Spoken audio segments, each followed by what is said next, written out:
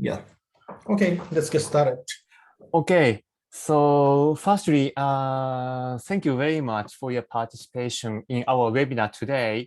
My name is Satoshi Takayama, one of the co-founder of our company, Fenetre Partners, and I'm also an advisor for the industrial machinery and component sector in Japan.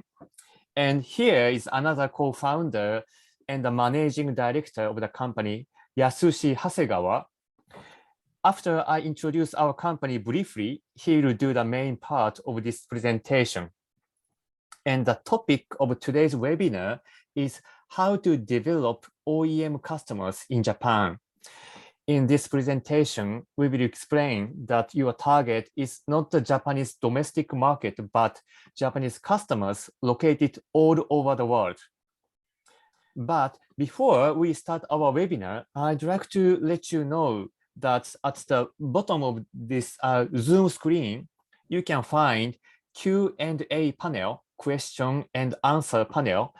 And during our presentation, if you have any questions about our presentations or Japanese business in general, please use this Q&A panel to send your question to us. Then we will answer to your questions during the presentation or at the last part of the presentation. And if you have questions about specific industry or about your company's business in Japan, please contact us by email to reserve a separate online meeting with us. You can find Yasushi's email address in his first invitation email of this webinar. It is marketing@fenetre.co.jp. marketing@fenetre.co.jp. We are happy to answer to your questions and support you for your future business in Japan. Also, after the webinar, if you'd like to have a presentation material, please send an email message to Yasushi, then we can send them to you later. And now this page shows today's agenda. Yasushi will explain why Japan is your target. Why Japan, and understand your customer first, reality of marketing and sales activities in Japan, options of market entry modes, case studies, and question and answer. Okay, please go to the next page. Thank you. With this page, I'd like to introduce our company briefly. Our company, Fenetre Partners, is one of the leading consulting firms of trade, investment, and international marketing based in Tokyo, Japan. Our clients are medium to large size of companies, mainly from the US and Europe. We also have many clients of overseas governmental organizations to support trade missions and foreign direct investment. Our main scope of our service is market entry support to enter Japan, but not only by market researches or consulting, but by implementation. This implementation means, for example, business development and lead generation, and this is our company's strengths. What we mainly do with this implementation is sales and marketing activities locally in Japan on behalf of our clients. So we work as if we are your local Japanese branch. We currently have 30 staff, and we have worked on more than 300 international projects since our company was established 13 years ago. Okay, then please go to the next page. Thank you. And this page shows logos of our past and current clients. As explained earlier, we have clients of mainly European and American manufacturing companies and governmental organizations. Industries of our clients are mainly industrial machinery, components, automotive, but we also have customers of the consumer products. Okay, so from next page, my colleague Yasushi will explain the main topic of presentation. Thank you very much. Takayama-san, thank you for your quick introduction of our firm and overview of today's agenda. I'm Yasushi Hasegawa, another co-founder of Fenetre Partners and the managing director. Thank you very much for participating to our webinar today. I hope you can get some new ideas or insights about the Japanese market and the market entry strategy as well. So I'd like to start with the first session, why Japan? Because the Japanese market is very tricky. For some companies, it could be the best destination, the most attractive market, but for some companies, it could be the worst choice. So I'd like to start with an overview of the Japanese market, economy, and society. You can find some key figures which highlight how Japan is nowadays. The population is still big, over 100 million. However, it's rapidly shrinking. We are losing 500,000 population every year. So it's a very strong negative factor on our economy because we are losing the number of consumers and workforce at the same time. It's not a good situation. And GDP is still big, the third largest in the world. However, the GDP growth is like this. Of course, it's affected by COVID, but I have to say, in the past 10 years, the GDP growth is always or usually between 0 and 1%. So please do not expect a rapid growth on our economy. And now I'm going to explain more shocking to data. This is our GDP per capita. So it was ranked world number 2 20 years ago. Japan was a rich country, but now it's ranked 24th or 5th, just above Italy. So some people still believe Japan is a rich country, but it's not anymore. Japan was rich 20 years ago. That's it. And another shocking fact is Japan is the second oldest country. Our life expectation is very long, which is good for us, but now the median age is getting close to 50, so very old. So we are losing energy. This is our society. And the oldest country is Luxembourg, rich old people are gathering there. So among big countries, Japan is far oldest. So Japan is getting poorer and older. So it's not a good idea for some companies, especially for consumer goods suppliers. And this is our chart of nominal GDP of Japan. Obviously, it's flat, no growth. And however, I can say we had the terrible situation. I think it's the same everywhere in the world. In 2008, the world had the economic crisis. And then in 2011, we had a big earthquake with a nuclear plant incident. So at that time, nobody wanted to come to Japan. So our economy was at the bottom. However, in the past several years, just before COVID, the economy was somewhat recovering. And now, our economy has started to recovering gradually. But again, please do not expect a rapid growth. It happened in the last century. Japan had the miracle time from the terrible situation just after World War II. Japan made a very high growth in economy in 1970s, 80s. but now, it's flat. And this is a chart over the number of cars sold in Japan. So this is our peak time in 1989 or 90.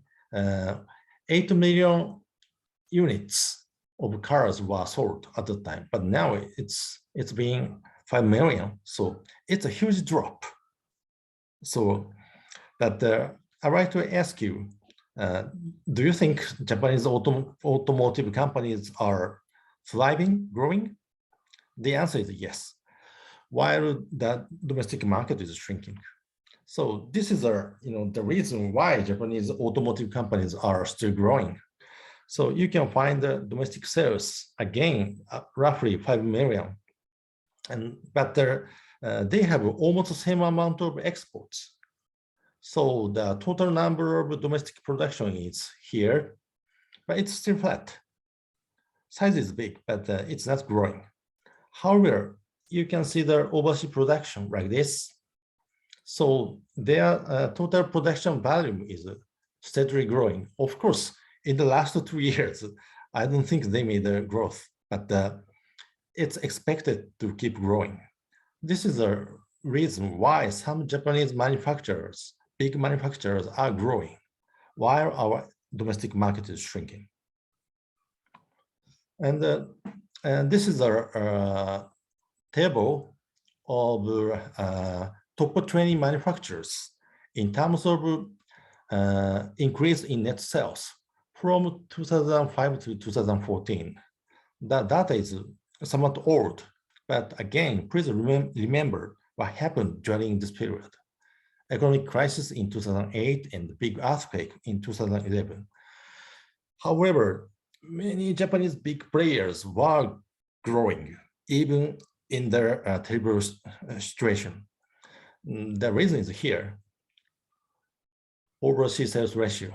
So Toyota earned roughly 80% from outside Japan, Honda 86%, Denso 60%. So again, our domestic market is shrinking. The economy is not growing at all, but many big Japanese companies are growing by global expansion.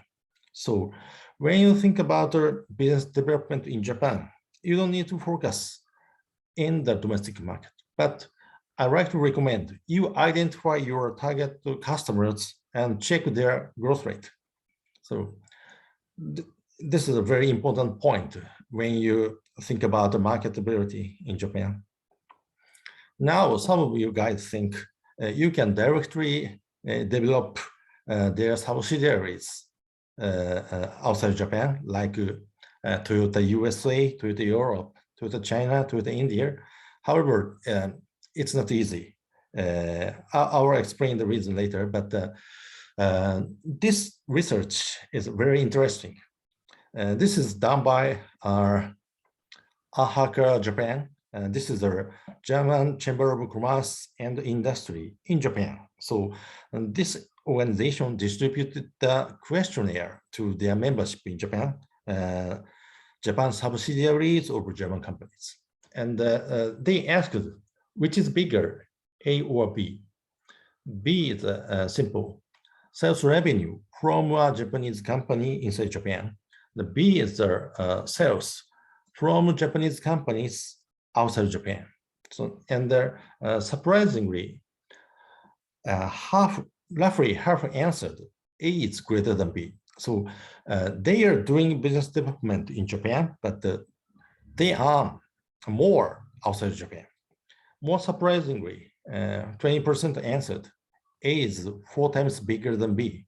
So this is a reason why still some American or European companies are interested in seeking opportunities in Japan.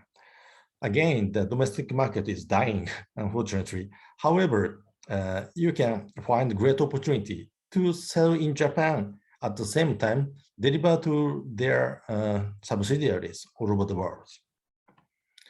And this is the reason I believe some of you guys try to sell your products to Japanese companies in your region, like in North America or Europe. But for some types of products, decision makers are always in Japan. So if we are selling important products, for example, in the automotive sector, autonomous driving software, AI, or some engine filter for eco-friendly, some sensors for safety driving, those important products are always chosen in Japan. So you have to do business development to such decision makers. And then you will have a chance to deliver it to their subsidiaries everywhere in the world. But if you are selling cheap products like screw, spring, or such kind of commodity, some plastic, so you can directly sell to the local engineers. So again, you are selling very important products which determine the quality of your customers' products, final quality. So you have to do sales activities in Japan. And this is another advantage of doing business development in Japan. This is our FDI stock. These guys are investors. These guys are destinations of investment. So you can see Japan's are first or second biggest investors in those Asian countries. So it means if you do business development in China, you often encounter Japanese companies as your target companies or potential customers. But the problem is their decision makers are in Japan. The typical case is Thailand. Especially in the automotive sector, I heard roughly 70% of the companies are Japanese. So if you do sales in Thailand, you often encounter or every day run into Japanese companies. So without doing business development in Japan, it doesn't make sense to do sales activities in Thailand in the automotive sector. So once you get into a business with a Japanese company in Japan, you will have more chances to deliver to your products to their subsidiaries in Asian countries and North America and Europe as well. So it's a wrap up of the first section.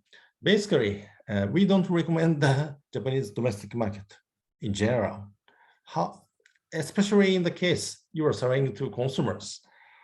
You can find very famous players from the US or Europe, but they are not successful at all.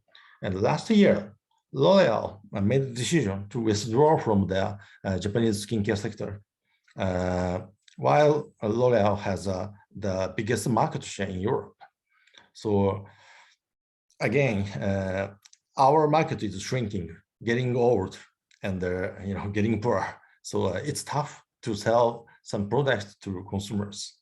However, Japan is the best destination if you are selling to big manufacturers, especially in the advanced engineering sectors like automotive, construction machinery, agricultural machinery, robotics, electronics.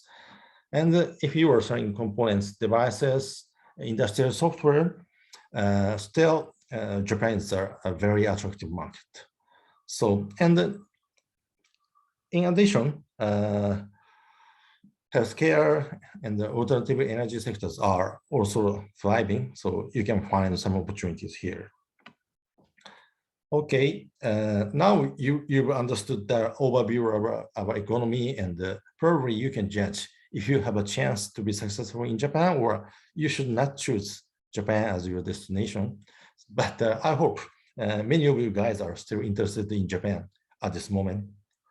So in this second section, I'd like to explain some culture, HR, and some decision-making system in the big organization in Japan, because you need to understand how they make a decision when you try to persuade them to buy your products.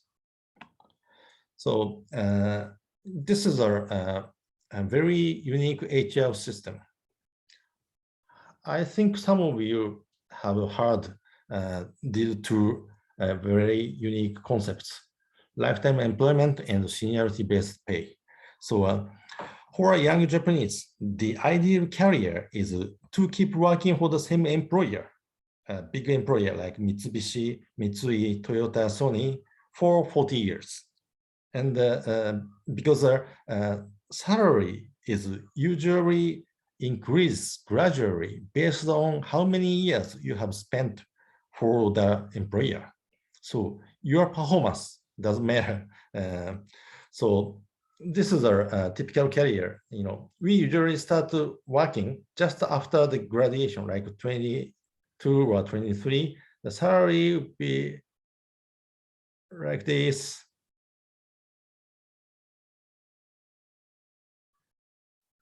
And most of Japanese companies have a retirement regulation. It's not regulated by the government, but most of big Japanese companies have a same one.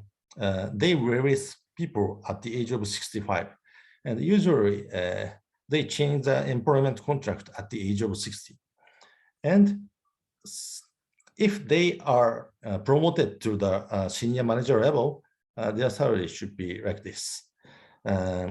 So if you want to be a manager in the big Japanese companies, you have to be at the youngest 40 years old. Manager and senior manager, director, yeah, age matters. I know it sounds strange, but this is our typical HR system of a big Japanese company. So since performance doesn't matter, so Japanese business people usually don't have a reason to take a risk because their achievement or performance doesn't matter. So this is a big trouble for you because you try to convince your customers to replace their existing parts, components, equipment by yours, but most of them don't want to take risk. So this is one of the reasons why Japanese companies hesitate to purchase a new product from a new supplier. And this is about organizational culture. People love titles, it's really hierarchical. It's a hierarchical. However, it's somewhat different from China or India. It's not top down. Most of big Japanese companies have a culture of middle up and down.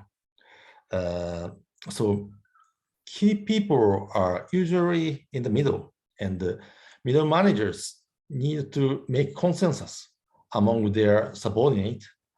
Managers usually talk to their staff. What do you think about this? What is your preference among those suppliers? So they need to make consensus internally. At the same time, they need to get the approval from senior level. So that's why middle managers are super busy in Japan. And the top level is a sort of honorable position or sinecure, and they usually do nothing. So sometimes some of our clients ask us to arrange a meeting with C-level, director level, but it's meaningless because they have nothing to do.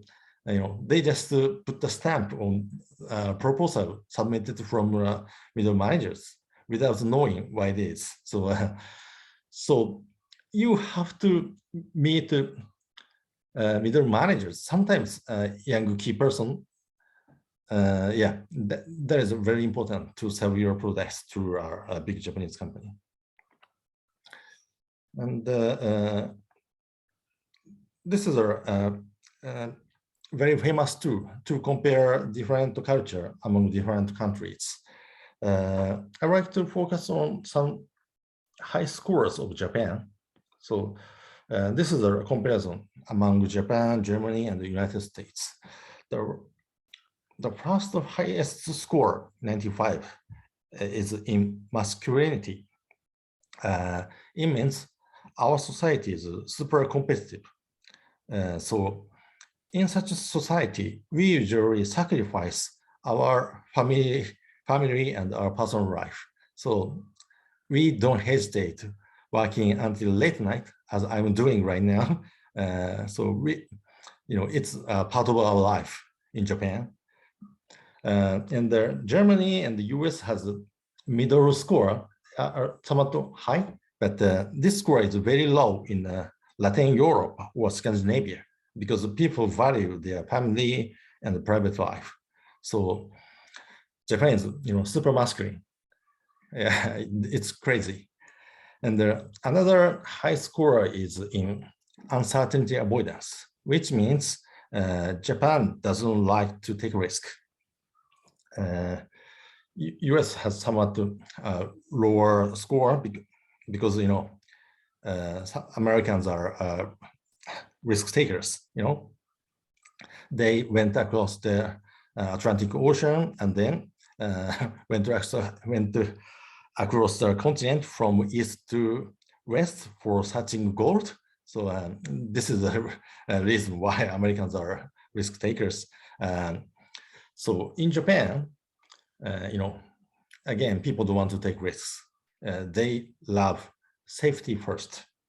And the next high score is a long-term orientation. Germany still also has a high score, but the US has very low score. You guys are living in the dog year. So yeah, you are required to generate profit in every quarter.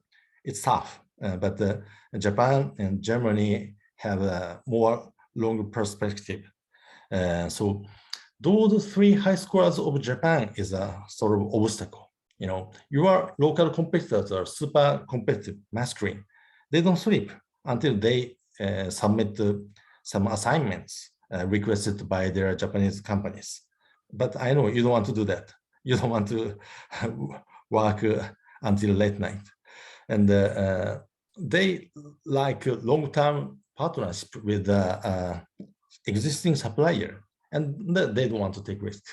So this is the reason why it's very tough to persuade the purchasing person or engineer in a big Japanese company to replace their products by yours. So it's tough. However, it could be an advantage after you get into the business with a Japanese company, because this entry barriers protect you.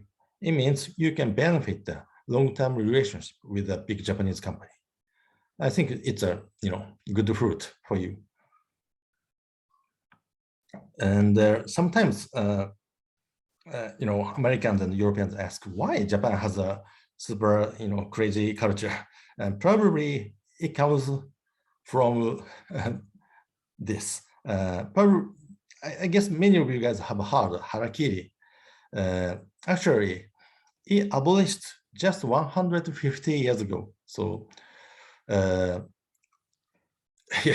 when we did something wrong, we had to commit a suicide.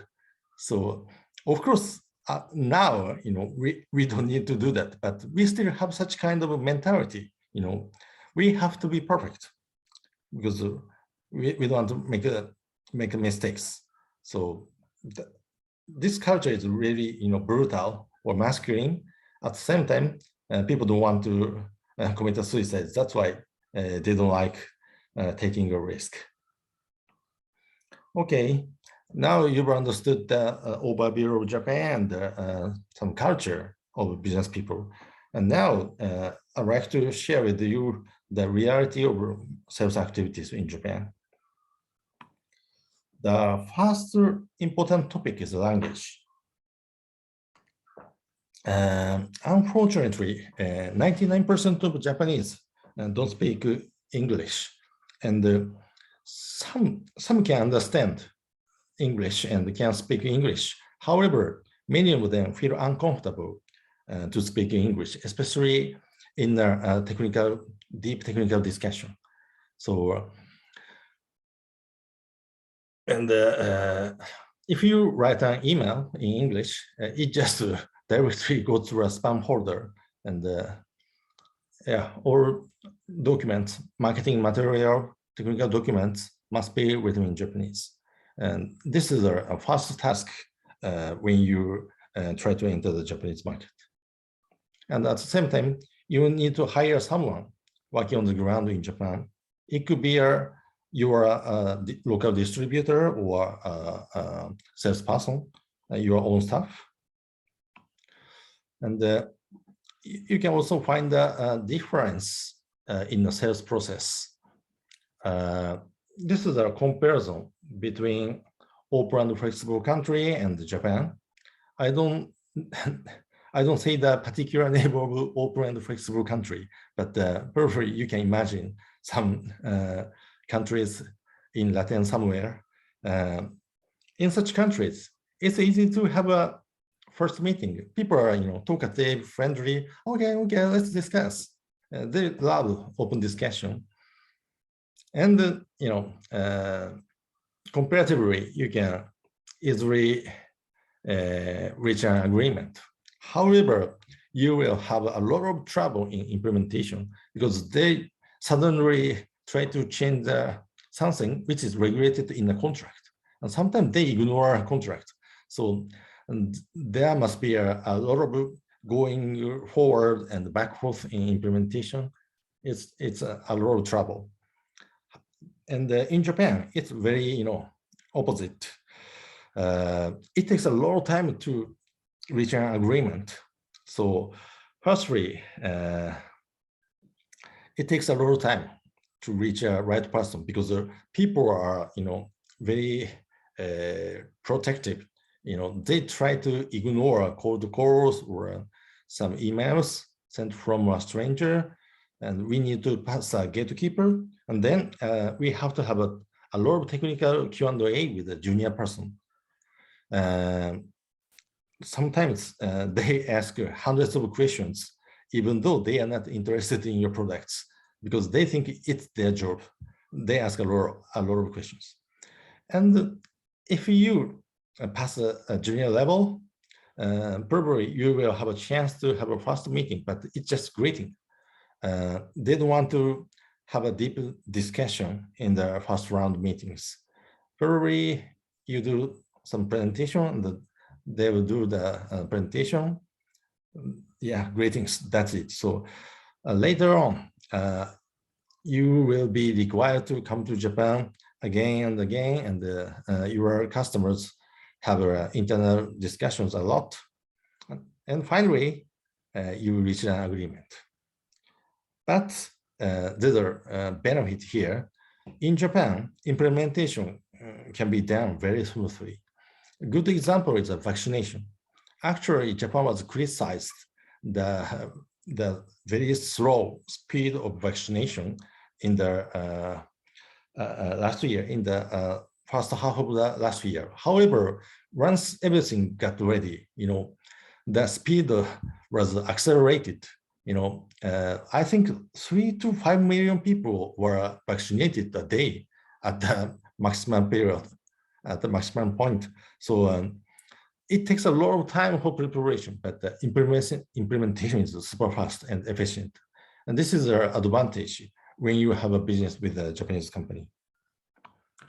And the communication style is also very different from Americans and Europeans. People prefer indirect communication. This is a good framework to compare high context culture and low context culture. High context means important information is always between the lines. It's implicit. While low context communication culture countries prefer very direct communication. So I believe most of you guys are here and we are here. So for Japanese, it's very easy to understand what you think because you explain everything explicitly, but we don't explain those things in detail. So that's why the communication is always one way. At the same time, most of Japanese people are calm, shy. They hesitate speaking, blah, blah, blah, blah. So in the meeting, between Germany and Japanese, I think in 90% time, German speaks and the Japanese listens. So this is a typical miscommunication between European people and Japanese business people. Oh, sorry. And most Japanese people don't prefer discussion on the spot. They always ask you to submit the information and they just say, okay, let us discuss it internally. So they are not open at all. And they prefer documents. So speaking blah, blah, blah is really disliked here. And they just smile in front of you, but probably they don't listen to you because most of Japanese business people mitigate those negative messages to you. They do a lot of sugarcoating, especially to a foreigner, because they like to avoid a conflict, especially in the foreign language. So that's why they will always smile to you. And if you ask a question, are you interested in our products? They always say yes, because if they say no, probably you try to persuade them. So that's why Japanese people always say yes in order to avoid such kind of conflict. It's energy consuming for most of Japanese companies to have such an argument in English. And this is about a customer relationship. Probably some of you know or have heard Keiretsu, which is an exclusive supply chain group ruled by a big Japanese manufacturer like Toyota, Honda, Nissan. They usually control their group suppliers and distributors, and other suppliers in other carriers. It's very difficult to sell to big manufacturers outside the carriers. Nowadays, Nissan and Honda announced they have terminated this system, but the Toyota still has very strict carriers. It's very tough to enter. But even in Honda and Nissan, I believe there's still this kind of culture. The system has been abolished, but the culture still exists. And the relationship between suppliers and customers is not equal. Usually, customers look down suppliers. It's same in any industries. A buyer is very strong, and a seller is looked down. And another big issue in sales activities is about quality control. Again, Japanese people are perfectionists in order to avoid committing suicide, harakiri. Mentally, they still have such kind of culture. That's why they love micromanagement in order to keep their products in a perfect condition. Here's a good example. You can find these products, and this is our specification submitted from a European company to our factory in China. It's a sort of outsourcing of manufacturing. It's a very simple specification. And then you can find another one. The products are almost same, However, the way of making specification is very different in Japan. I know most of Americans or Germans really don't like this, but this is a Japanese culture. So if you are an international sales manager, probably the most important your role is to persuade your engineers and to adapt to this culture. I know it's really annoying. However, you can't ignore this.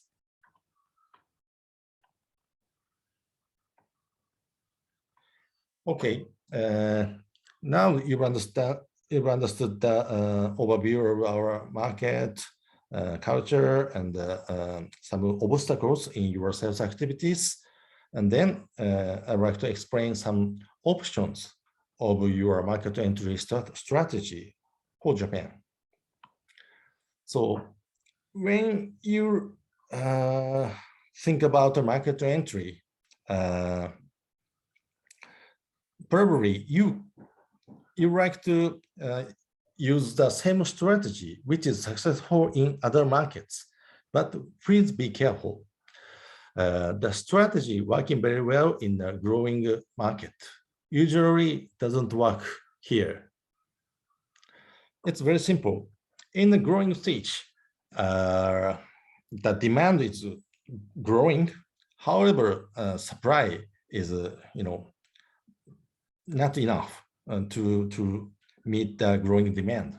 That's why local distributors in the growing market are always seeking new products to meet the growing demand.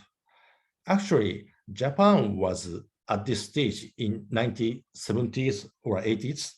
At the time, so many foreign companies entered Japan because many Japanese distributors or companies were seeking new products from the US and Europe at the time.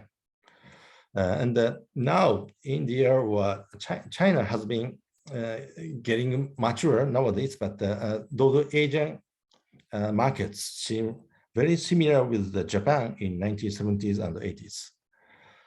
But in Japan or Germany, the market has been very mature, and usually the market condition has been fixed.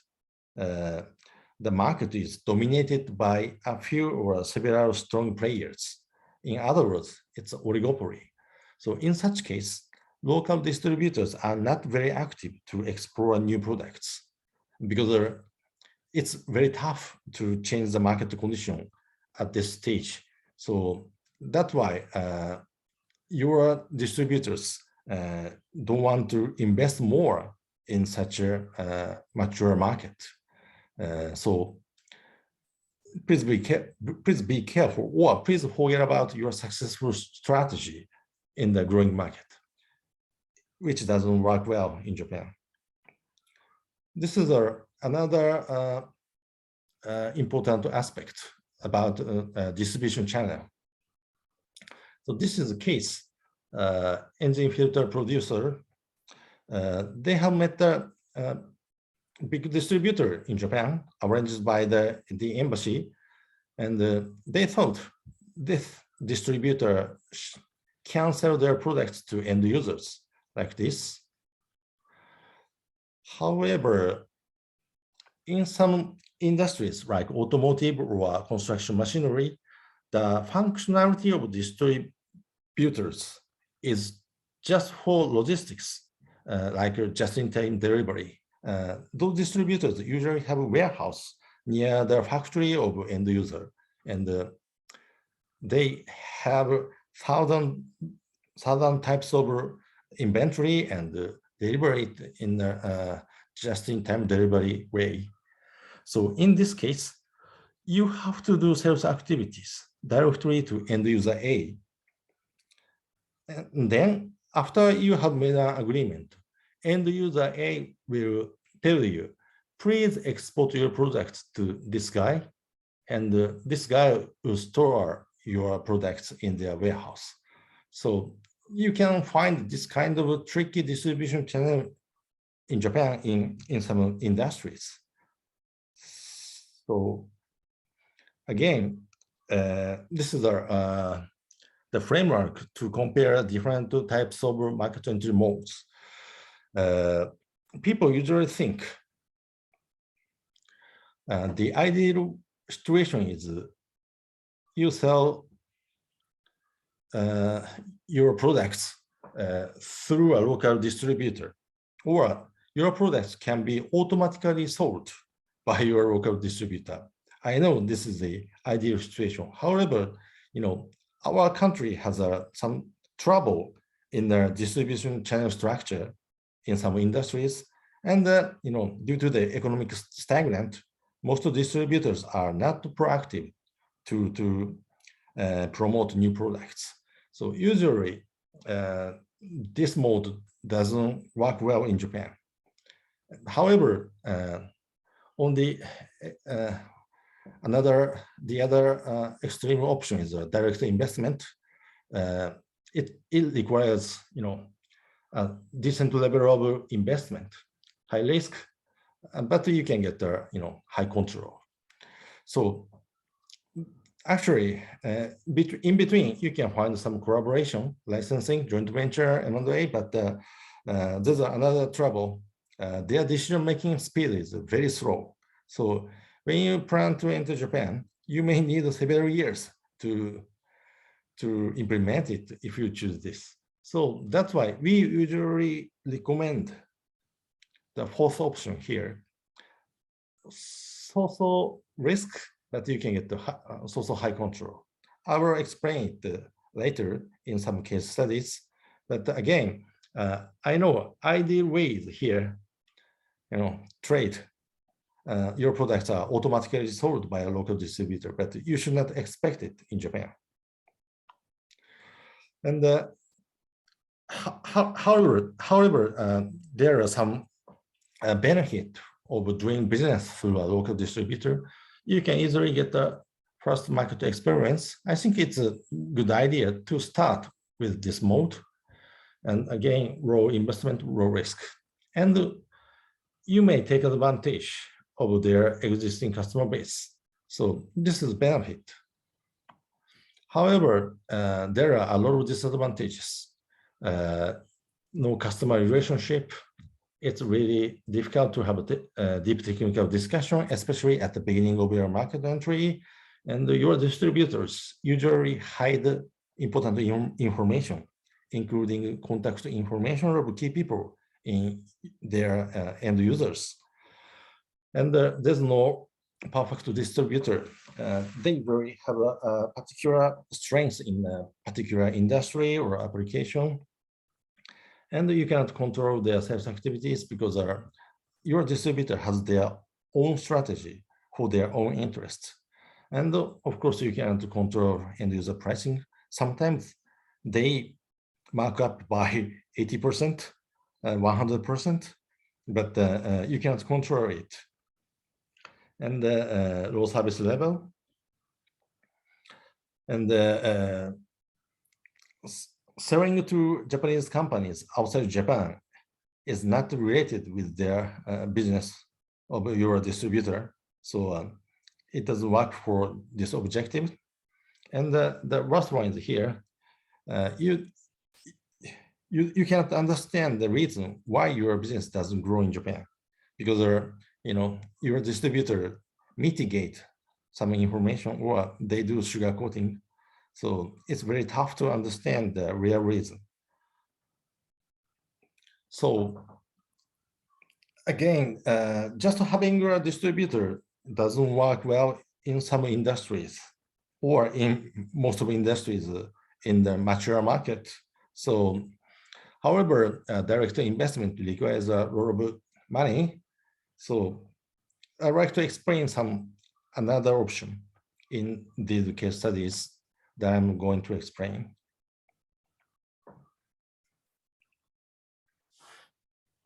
Usually, when you plan market entry, you conduct market research. But I always recommend our clients, please do not do a lot of money and time on market research. For consumer goods, sometimes focus group interviews or home use tests work very well to understand the consumer preference or needs. However, for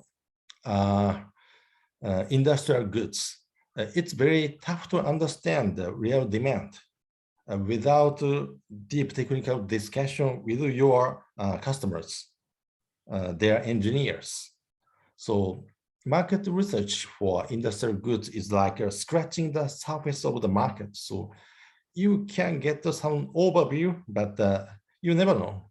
So if you really want to judge the marketability, you have to have a discussion in an interactive way with your target companies, with engineers, especially in the case your products have to be customized because just showing a flyer, brochure, it's very difficult to understand the marketability of Japan. So that's why we usually recommend test marketing plus strategy planning, and especially on outsourcing base. We recommend this type of market entry option. So I'm going to explain two cases. The first one is a component for plant equipment of oil and gas. So what we did were very simple. We started sales activities on behalf of our client on outsourcing basis. So the client keeps paying several $1,000s every month to us. And we send our staff to their factory for product training. We translated the marketing material, and we conduct research to identify potential customers. And we contact many of them for a technical discussion. It's simple. And the challenges are here. It turned out their products cannot be adapted to this voltage standard in Japan. This standard is somewhat strange in Japan. And they calculated or estimated the investment for adapting this standard, and it turned out $1 million. So at the beginning of market entry, it's very difficult for our client to make such a decision. And in addition, it turned out their strongest local competitor has advantages in both quality and price. So it's not promising at all. However, we contacted many potential customers and discussions, and we found a way. So, so this is our client, Germany, Japan. So we found this is our customer, which exports to Middle East and Southeast Asia. In this case, voltage doesn't matter because this customer manufactures equipment, which includes our client's components, and export to other countries. So the final products are used outside Japan. So voltage standard doesn't matter. In addition, this company has a strong maintenance network in Middle East and Southeast Asia. So that's why our client can be successful. Even though they are not, they don't have advantages in quality and price. So yeah, this is a very successful case. Finally, they increase the sales revenue from Japan and hire the Japanese-speaking guy in their Asian headquarters in South Korea. He often comes to Japan and visit customers nowadays. And at the same time, they started their partner search for M&A opportunities. We partly supported their M&A research activities. So what they did is here,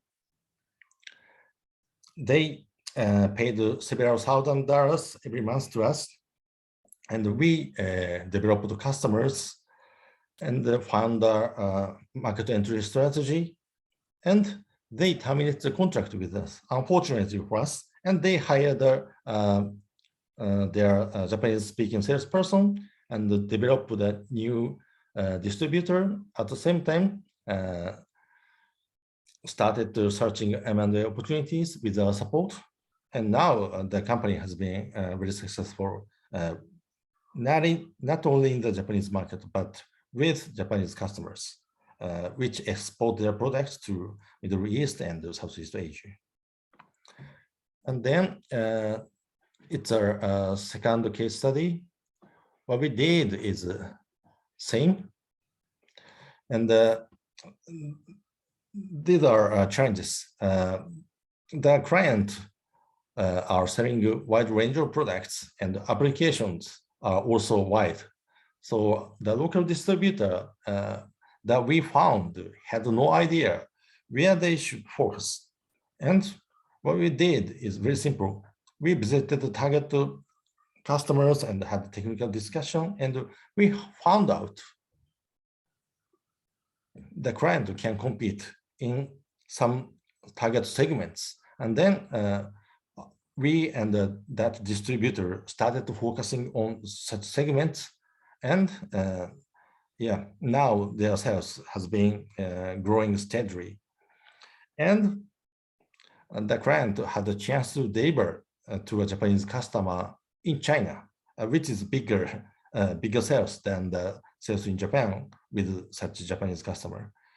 And finally, the owner of local distributor purchased a few % of share of our client. So now their partnership has been very close. This is another successful case. So what they did is same.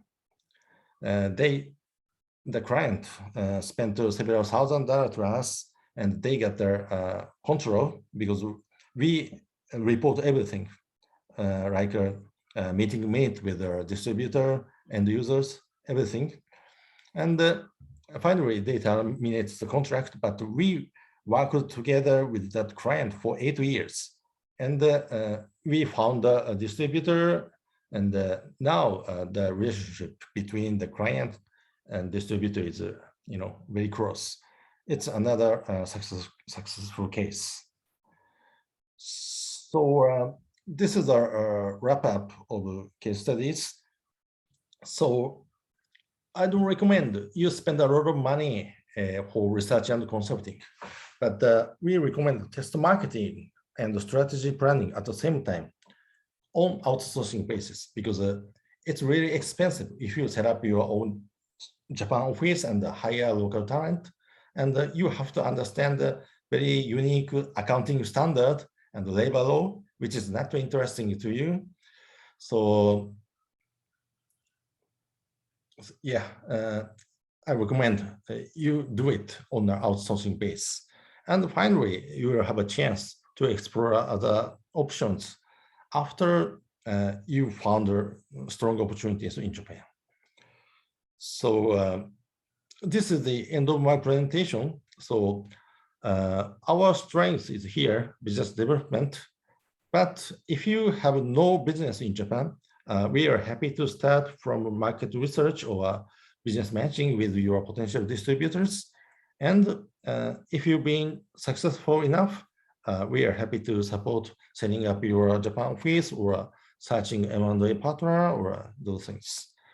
So thank you very much for your participation today, and I hope you can get some new ideas for your Japan business. Thank you very much, Yasushi, for the presentation. And Yasushi, please allow me to use my camera because you are still the host.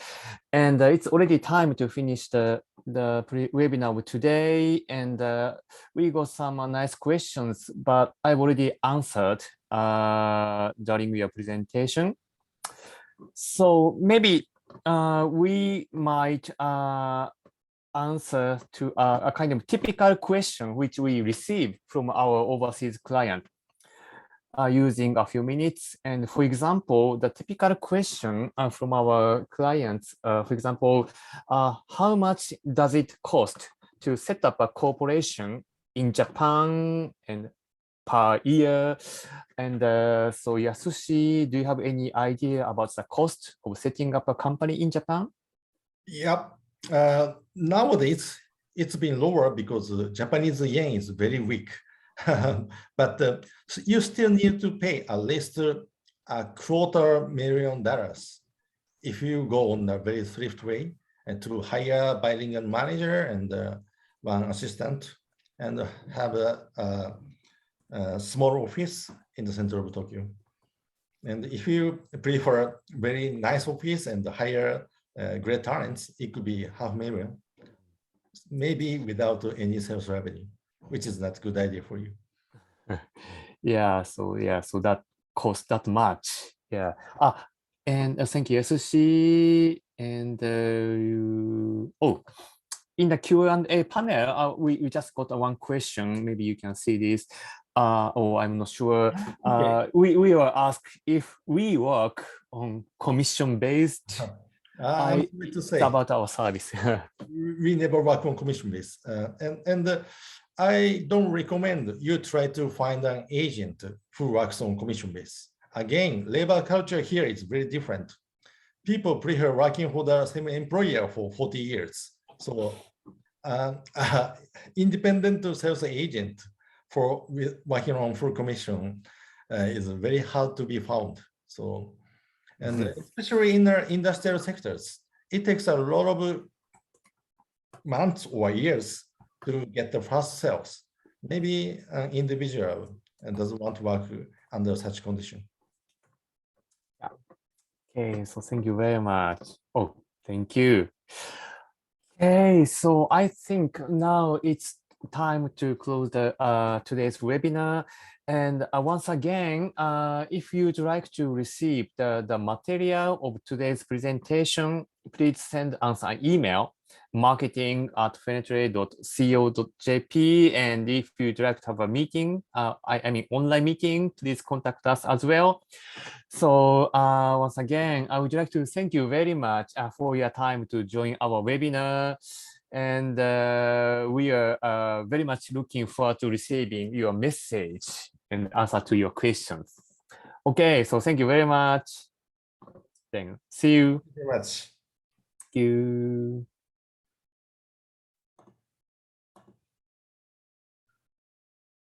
レコーディングを止めて。